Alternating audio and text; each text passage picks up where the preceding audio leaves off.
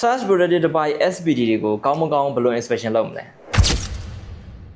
ကျွန်တော်လက်ရှိမြန်မာနိုင်ငံမှာ solar installation တွေအများများလာတဲ့အခါမှာအခု SPD ကိုလည်းသုံးတာတော်တော်များလာတာကျွန်တော်တွေ့ရတယ်ဒါပေမဲ့အမှန်တော့ SPD ဆိုတာက solar installation ရှိမှသုံးရမှာမဟုတ်ဘူးကျွန်တော်တို့ electrical system တွေရှိနေတဲ့၍ SPD ဆိုတာက logo လို့တဲ့ကျွန်တော်တို့အိမ်မှာသုံးနေတဲ့ equipment တွေအကုန်လုံးကို search တွေဖြစ်တဲ့ရန်ကနေကာကွယ်ဖို့ကဒီ search protected device တွေကမဖြစ်မနေသုံးဖို့လိုတယ်Okay အဲ့တော့ဒီ SPD ကိုသုံးနေပြီး SPD မှာရှိတဲ့ indicator လေးတစ်ခုပဲကြည့်ပြီးတော့ SPD ကတော့ကောင်းတယ်မကောင်းဘူးဆိုတာကကျွန်တော်တို့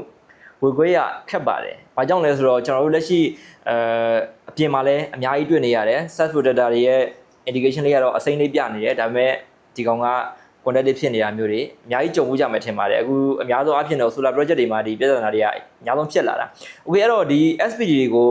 on site မှာကျွန်တော်တို့မှာရှိတဲ့ instrument လေးတွေနဲ့သူ့ရဲ့ operation တွေကိုဘယ်လိုမျိုးဆမ်းမလဲဆိုတာပြောရရင်တော့ကျွန်တော်အခုပြောမယ့်အပိုင်းက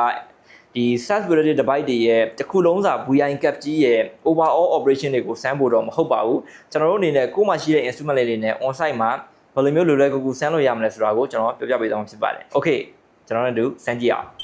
Okay SPD တွေကိုကျွန်တော်တို့ inspection မလုပ်ခင်သူ့ရဲ့ operation လေးတွေကိုကျွန်တော်တို့အရင်ဆုံးလေ့လာကြည့်အောင်ဒီ SPD ရဲ့ operation ကိုကျွန်တော်တို့အကြမ်းမြင်ပြောရမယ်ဆိုရင်အပိုင်းနှစ်ပိုင်းလို့ရတယ်ပထမဆုံးတစ်ပိုင်းကပုံမှန်အခြေအနေမှာ SPD က insulator ဖြစ်နေရမယ်ပုံမှန်အခြေအနေမှာဒီကောင်က conductor ဖြစ်နေလို့မရဘူးနောက်တစ်ပိုင်းကတကယ် search port တစ်ခုခုဖြစ်လာပြီဆိုရင်ဒီ SPD က conductive ဖြစ်ပြီးတော့အဲ့ဒီ search port တီးတန့်ကိုပဲ ground ထဲကို discharge လုပ်ပေးရမယ်ဒါလို့ဆိုရင်တော့ SPD operation ကမှန်တယ် Okay အဲ့တော့ SPD ရဲ့ operation ကအဲ့နှစ်ချက်မှာမမှန်နေဘူးဆိုရင်ဒီ SPD တစ်လုံးကကောင်းကောင်းလုံးမှာမဟုတ်ဘူး Okay ကျွန်တော်ဒီအပေါ်မှာပြထားတဲ့ cap လေးက SPD တစ်လုံးရဲ့ကျွန်တော်တို့ VI cap ဖြစ်ပါတယ်အဲ့ဒီမှာ region လေးတွေခွဲထားပေးတယ်ကျွန်တော်တို့ပထမဆုံး region ကပုံမှန်သူ့မှာရေးထားတဲ့ rated voltage ရဲ့အောက်မှာတော့ normal region မှာအဲ့ဒီ normal region မှာက nominal region မှာကသူကလုံးဝ insulation ဖြစ်နေတယ် conductive လုံးဝမဖြစ်ဘူး leakage current လည်းမရှိဘူးဒီမှာပြထားသလိုပဲ Okay အဲ့ဒီရဲ့အပေါ်ကိုကြော်လာပြီဆိုရင်တော့သူ့မှာ leakage current လေးနည်းနည်းရှိလာပြီအဲ့ဒီ region ကို leakage current region လို့ခေါ်ပါတယ်ဒီ cap လေးက standardized cap တော့မဟုတ်ပါဘူးဒီ SPD ကို research လုပ်ထားတဲ့ကျွန်တော်တို့ဒီတခြား third party operation corporate တစ်ခုကနေတင်ထားတဲ့ cap လေးပါကျွန်တော်ကဒါလေးကိုယူပြီးတော့သုံးတာပါ Okay နောက်တစ်ခုကတော့ကျွန်တော် breakdown region ပါ breakdown region ဆိုတာကကျွန်တော်တို့ဒီ cap လေးကကွေးသွားတဲ့အချိန်မှာဖြစ်တဲ့ကျွန်တော်တို့ knee point လေးကိုစပြီးကျွန်တော်ယူထားတာဖြစ်ပါတယ်အဲ့ဒီ cap ကပုံမှန်အားဖြင့်ဒီလိုမျိုး linear သွားရမယ့်နေရာမှာ horizontal ဘက်ကိုပြောင်းသွားတဲ့အဲ့ဒီ knee point လေးကိုကျွန်တော်တို့ breakdown region လို့ခေါ်ပါတယ်အဲ့ဒီမှာရှိတဲ့ V က1 million ရှိတဲ့ V1 million ကိုကျွန်တော်တို့က breakdown voltage လို့ခေါ်ပါတယ် Okay အဲ့ဒီ1 million region ထိကျွန်တော်တို့ရောက်အောင်ဆန်းလို့ရပါတယ်အဲ့ဒီအပေါ်ပိုင်းဖြစ်တဲ့ကျွန်တော်တို့ switching surge တွေနောက်တစ်ခုကတကယ်ဒီ lightning ကြောင့်ဖြစ်တဲ့ surge တွေကိုစမ်းသပ်ဖို့တော့ကျွန်တော်တို့အနေနဲ့မလွယ်ကူပါဘူး Okay အဲ့တော့ကျွန်တော်ဒီနေ့စမ်းပြပေးသွားမှာကအဲ့ဒီ VI cap မှာရှိတဲ့ V1 million ထိကိုကျွန်တော်တို့စမ်းကြည့်အောင်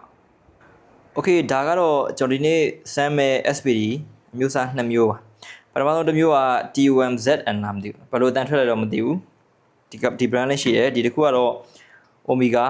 Electric ကဒါကကျွန်တော်တို့ဒီ KTK စက်ရုံမှာထုတ်တဲ့ solar ပစ္စည်းတွေမှာသုံးတဲ့ SPD တော်တော်ကောင်းတယ်ဒီကောင်လေးဒါလည်း TUMZN ပဲဒီကောင်က AC SPD တွေဒီကောင်တွေကအမှန်တော့ပြက်နေပြီဒါပေမဲ့ indication တွေကအစိမ့်နေပဲပြနေသေးတယ်ဒါအရင်တော့ကျွန်တော်ပြက်အောင်ဆန်းထားတဲ့ကောင်တွေ Okay အဲ့တော့ဒီ SPD နှစ်မျိုးကိုသုံးပြီးတော့ကျွန်တော်တို့ inspection လေးတွေအစမ်းလုပ်ကြည့်ကြမယ်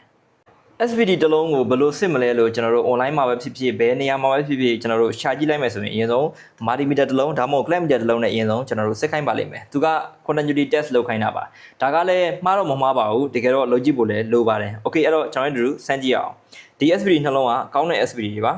continuity test ကလုံးဝဘာမှမပြပါဘူးဒီနှလုံးကတော့ပြက်နေတဲ့နှလုံးပါ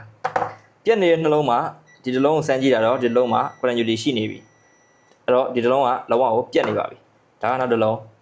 ကတော့ continuity လုံးဝမပြပါဘူးဒါပေမဲ့လည်းဒီကောင်ကလည်းပြက်နေပြီအဲ့တော့ continuity test အနေနဲ့ဘာသိရမလဲဆိုရင်လုံးဝကိုကျွန်တော်တို့ continuity နဲ့ conductive ဖြစ်သွားနိုင်တဲ့ SPD တွေကိုပြက်မပြက်ကိုကျွန်တော်တို့သိလို့ရတယ် Okay ကျွန်တော်တို့နောက်တစ်ခုစမ်းမှာက insulation resistant test ပါ insulation resistant test မှာကျွန်တော်တို့ပြထားတဲ့ cap မှာရှိတဲ့ normal operation region ကိုကျွန်တော်စမ်းမှာဖြစ်ပါတယ် normal operation region ဆိုတာကျွန်တော်တို့အကြမ်းဖျင်းပြောရရင်ဒီပုံမှန် UC ပုံမှန်အဖြစ် nominal voltage ရဲ့အောက်ကိုကျွန်တော်စမ်းမှာဖြစ်ပါတယ်ဒီမှာဒီ solar SPD မှာဆိုရင်1000 volt DC တွေပါတယ်ဒီဘက်က solar SPD ဆိုရင်လည်းဒီကောင်1000 volt DC ဒါဆို AC SPD ဆိုရင်ဒါ AC voltage ကို385ပေးထားတယ်အဲ့လိုမျိုးသူ့ရဲ့ rated voltage UC နဲ့အောက်ကိုစမ်းတာကိုကျွန်တော်တို့ normal operation region လို့အကြမ်းမြင်ပြောလို့ရတယ် okay အဲ့တော့ဒီလောက်ရှိတဲ့ voltage ကိုကျွန်တော်တို့ inject ထိုးကြည့်ရမှာinject ထိုးကြည့်မှတေချာသိရမှာအဲ့တော့ okay ဒီကောင်က1000 volt ဆိုတော့ပုံမှန်ဒီကျွန်တော်တို့ insulation resistance tester တွေနဲ့လည်းစမ်းလို့ရတယ်ဘာကြောင့်လဲဆိုတော့ဒီမှာလည်း1000 volt test တွေပါတယ်အမှ250 500တက်စီရင်းတွေတက်ပြီးတော့3ခုလောက်ဆန်းလို့ရတယ်အဲ့တော့ဒါပေမဲ့ကျွန်တော်ကဒီ insulation tester တွေမှာက leakage current ကိုမမြင်ရဘူးကျွန်တော်ကဒီမှာက VI cap ကိုပြချင်တာဖြစ်တဲ့အတွက် leakage current ပေါ်တဲ့မီတာနဲ့ပဲကျွန်တော်ပြလိုက်မယ်မီတာ2မျိုး3မျိုးသုံးနေရမှာဆိုတော့လေနောက် okay အဲ့တော့ကျွန်တော်က Mastec ရဲ့ high voltage insulation tester ဒီကောင်ကိုသုံးလိုက်ပါမယ် okay အခုကျွန်တော်ဒီ SPD လေးကို Mastec ရဲ့ high voltage insulation tester နဲ့ nominal operation region ကိုကျွန်တော်တို့စမ်းကြည့်မယ်nominal operation region ဆိုတာကျွန်တော်တို့ပုံမှန်ဒီ nominal voltage UC ရဲ့အောက်ဘက်ကိုကျွန်တော်တို့ဆိုလိုတာအကြမ်းမြင်အဖြစ်အဲ့တော့ okay ဒီ1000 volt ရဲ့အောက်မှာကျွန်တော် voltage လေးတွေခွဲပြီးထိုးကြည့်မယ် current လေးတွေဘယ်လိုမျိုးနေလဲကျွန်တော်တို့တစ်ချက်ကြည့်အောင်အရင်ဆုံးကျွန်တော် nominal voltage ကသူက UC 1000 volt ဆိုတော့ကျွန်တော်အရင်ဆုံး900 volt ကနေစပြီးဆမ်းအပို့ကျွန်တော်900 volt ထားပြီးသားဆိုတော့ဆမ်းကြည့်လိုက်မယ်900 volt မှာ935 nano ampere လောက်ပဲရှိတယ်935 nano ampere ဆိုတော့တော်လေးနည်းပါတယ် okay အဲ့တော့ကျွန်တော်ထပ်ပြီးတော့ dashboard လေးကိုတင်ကြည့်လိုက်မယ်950လောက်တင်ကြည့်လိုက်နော်950လောက်ချိန်လိုက်မယ် okay စမ်းကြည့်လိုက်မယ်ဒီ cap လေးအတိုင်းဖြစ်သွားလားတစ်ချက်ကြည့်အောင် okay leakage current က 1.31 microamp တက်သွားပြီခုန nano amp နဲ့ပြောမှဆိုရင်ဒီကောင်က1300ကျော်လောက်ရှိတယ်okay leakage current လေးတော့နည်းနည်းလေးပိုတက်လာတယ် okay အဲ့တော့1000 volt ကိုသွားကြည့်လိုက်မယ်ဒီသူ့ရဲ့ rated voltage UC နဲ့အညီပေါ့ okay 1000 volt ရောက်ပြီစမ်းကြည့်မယ်2 microamp ပြောရရင်တော့ကျွန်တော်တို့တဖြည်းဖြည်းနဲ့တော့တက်တဲ့ scale ကနည်းနည်းပိုကျန်းလာတယ်ပြောရရင်တော့သူကအပေါ်မှာဒီ knee point region ဘက်ကိုသွားဖို့ breakdown region ဘက်ကိုသွားဖို့သွားအဲ့ဒီကြော်သွားပြီဆိုရင်စပြီးတော့အပြုတ်တော့မှာအခုတော့ 1.95 microamp စပြီးတော့တက်နေပြီ okay အဲ့တော့ကျွန်တော်တို့ဒီအထိပြောရရင်တော့ကျွန်တော်တို့ nominal operation region ကိုစမ်းတာပြောရရင်တော့ကျွန်တော်တို့သူ့ရဲ့ဒီ1000 volt နဲ့အောက်မှာကျွန်တော်တို့ okay လားဆိုတာကိုစမ်းတာအခုလက်ရှိဒီစမ်းထားတဲ့ result တွေအရာ1000 volt နဲ့အောက်မှာကျွန်တော်တို့သုံးမယ်ဆိုရင်ကောင်းကောင်းအဆင်ပြေတယ် insulated လည်းကောင်းကောင်းဖြစ်တယ် 1.92 microamp လောက်ပဲရှိတယ်တော်တော်ကြီးကိုနည်းပါတယ် okay leakage current region ကိုစမ်းဖို့ဆိုရင်ကျွန်တော်တို့1000 volt တဲ့ကြော်ရတော့မှာဆိုတော့ကျွန်တော် test voltage ကို1000ကိုစပြီးကြော်ပါပြီအရင်ဆုံးကျွန်တော်1100စပြီးတော့ထားလိုက်ပါမယ်1100စမ်းကြည့်ပါမယ်ဒါဆိုရင်တော့5 microamp လောက်ထိတက်လာပြီဒါ100ပဲတက်လိုက်တဲ့အချိန်မှာ5 microamp ဆိုရင်ပြောရင် curve ကနည်းနည်းလေးပိုကွေးလာပြီ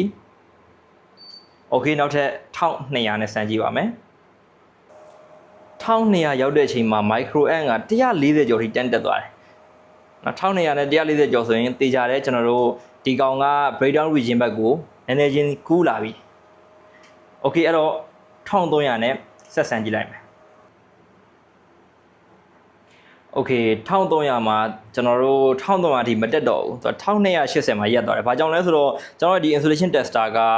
high voltage မှာ 0.5 microamp ထိပဲရတာအဲ့တော့ကျွန်တော်တို့1 milliamp ထိတော့ရအောင်ဆန်းလို့မရဘူးဒါပေမဲ့အခု okay insulation tester တော်တော်များများက 0.5 microamp ကတော့ဆန်းလို့ရတယ်အဲ့တော့ဒီ SPD တစ်လုံးကိုကျွန်တော်တို့ voltage အမြင့်ဆုံးနဲ့ထားလိုက်စမ်းကြည့်လိုက်လို့တက်တဲ့ voltage ရတဲ့အုံးနဲ့ပဲကျွန်တော်တို့ microamp ကိုပြန်တွက်ကြည့်လို့ရတယ်လို့အဲ့ဒီရက်နေတဲ့အချိန်မှာရှိတဲ့ voltage ကလည်းကျွန်တော်တို့ leakage current region မှာရှိတဲ့ voltage တစ်ခုလို့ပြောလို့ရတယ်အဲ့တော့ okay 1280ဆိုတာက leakage current region မှာရှိနေတဲ့ voltage တစ်ခု okay အဲ့တော့ဒီ SPD တစ်ခုရဲ့ nominal operation region ကလည်း okay ဆန်းပြီးသွားပြီနောက်ထပ် leakage current region ကလည်းဆန်းပြီးသွားပြီအဲ့တော့ကျွန်တော်တို့မှာ insulation tester တစ်လုံးရှိုံနဲ့ nominal operation region ရဲ့ leakage current region ကိုနှစ်ခုဆန်းလို့ရတယ်ဒီနှစ်ခုအနေနဲ့ကျွန်တော်တို့ဘာပြောနိုင်လဲဆိုရင် normal operation region မှာကျွန်တော်တို့ nominal voltage အောက်မှာကောင်းကောင်းသုံးလို့ရတယ်ကျွန်တော်တို့ system ကိုတွားပြီးတော့ထိခိုက်เสียမရှိဘူး okay အဲ့တော့နောက်ထပ်ကျွန်တော် leakage current region မှာလည်း leakage current ကဖြည်းဖြည်းချင်းတက်လာပြီဆိုတဲ့အတွက်တေချာတဲ့သူ breakdown region တစ်ခုကိုတွားပြီးဖြစ်တဲ့အတွက်ဒီ SPD တစ်လုံးကိုကျွန်တော်တို့ကောင်းပါတယ်လို့ကျွန်တော်တို့အကြမ်းမြင်လေးပြောလို့ရတဲ့အနေအထားလေးတစ်ခုရပါတယ် okay အဲ့တော့ကျွန်တော်တို့မကောင်းတဲ့ SPD တစ်ခုကိုစမ်းကြည့်အောင်ဘယ်လိုမျိုးဖြစ်မလဲလို့ okay အခုကျွန်တော်မကောင်းတဲ့ SPD တစ်ခုကို installation test လုပ်ကြည့်လိုက်ပါမယ်ဒီကောင်ကတော့ပြောရရင်ကျွန်တော်ဒီမှာမကောင်းမှုဆိုတဲ့ဟာတော်တော်မကောင်းတဲ့ဟာဖြစ်နေတော့ ဒီ installation test မှာလည်းလုံးဝ fail ဖြစ်မှာတော့သိကြနေပါတယ်အကယ်၍မဟုတ်ဘူးခုနလိုမျိုး operation region လေးတွေသူကတ်လေးမမှန်တော့ဘူးဆိုရင်လည်းဒီကောင်ကိုမကောင်းဘူးလို့သတ်မှတ်လို့ရတယ် okay ဒါကတော့လုံးဝကိုကျွန်တော်မကောင်းတဲ့ဟာ250 volt နဲ့ရိုက်တာကျွန်တော် volt တော့တက်တော့မှာမဟုတ်ဘူးထင်တယ်ဒီကောင်က okay 0 volt ပဲရတော့တယ်ဒီကောင်က installation test တောင်လုပ်လို့မရတော့ဘူး okay အခုကျွန်တော်ဆင်ထားတာကဒီမှာရှိတဲ့ SPD လေးကသူ့ရဲ့ rated volt က385 volt ပါသူက AC SPD ပါကျွန်တော်အခုစမ်းပြဖို့ကြံနေတာကbreakdown voltage လို့ခေါ်တဲ့ V1 milliamp ကိုစမ်းဖို့ကြံနေတာပါကျွန်တော်မှရှိတဲ့ခုန installation tester နဲ့ကျွန်တော်တို့စမ်းတာကြတော့1 milliamp မရောက်သွားဘူးSPD tester လေးတွေတော့ရှိတယ်ဒီ breakdown voltage ကိုစမ်းဖို့ SPD 88တို့ဘာလို့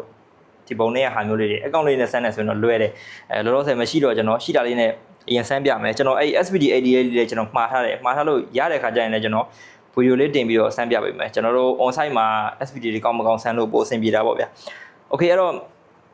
အခုကျွန်တော်ဒီ SPD လေးကိုစမ်းပါမယ်သူရဲ့ rated volt က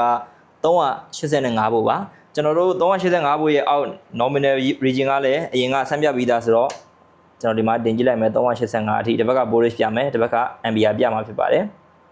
385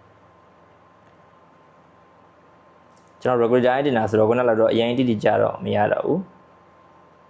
380 56လောက်ကို7 microamp ပဲရှိပါတယ် microamp အရန်ကိုနည်းပါတယ် okay ဒါပေမဲ့သူ့ရဲ့ operation cap မှန်ဆန်းဖို့ကကျွန်တော်တို့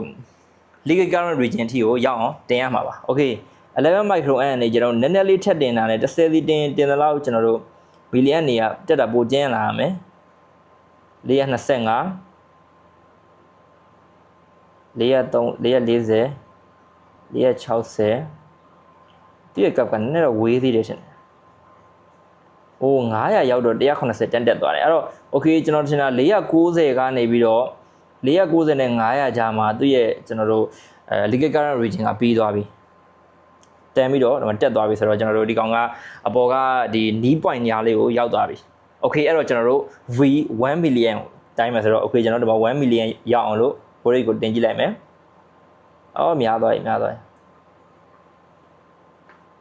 ဆိုရင်1 milliamp ကိုရောက်ပါပြီ1 milliamp voltage က946 volt ပါဒါကကျွန်တော် manual ရှာတာပေါ့တကယ်ဒီ 1 milliamp ဖြစ်တဲ့ breakdown voltage tester တွေအပြင်ကဝယ်လို့ရတယ်ဆိုရင်တော့တခါတည်းတက်ပြီးဆန်းလို့ရတယ်ဒါပေမဲ့ဒီကောင်ကကျွန်တော်လို့အကြာကြီးထားလို့မရဘူးဒါကျွန်တော်သုံးတဲ့ SPD မဟုတ်ဘူးဆိုတော့ကျွန်တော်အကြာကြီးထားပြီးတော့ပြတာတကယ် SPD ဆိုရင်ဒီ1 milliamp ကိုခဏလေးပဲ tester လေးနဲ့ပဲဆန်းဖို့လိုတာ